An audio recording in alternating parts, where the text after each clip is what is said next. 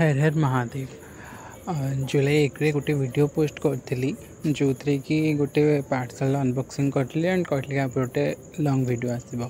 So basically से गोटे lotus tube था जोटा कि मुझे केरलार ऑर्डर देते जो भाई को ऑर्डर देती नेम मो आईडीटा मेंशन करदेवी जार वाटर प्लांट किसी भी दरकार थो देन आपड़ से आईडी थ्रू मेसेज कर कांटेक्ट करेंगे।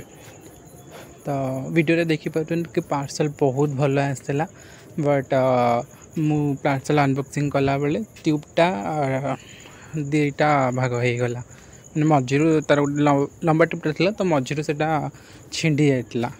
तो मु भाविली बचो कि नहीं देन मुझे कहली छाड़ बचो आम देखिए आगे पोतीदेवा। तो थैंकफुली से बची जाइए दुईटा आग ट्यूब बची।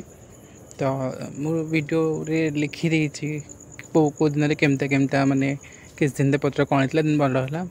तो एबे मु रिसेंटली माछ छाड़ी माछ छाड़ार रिजन यहाँ कि जेहेतु एबे वर्षा सीजन चले तो पानी जमिब माने ही मशा हे। तो माछ छाड़ा कौन से जो मशांकर अंडा गुड़ा कर तो लाभ से मैंने खाईदेवे जो मशा एत हे।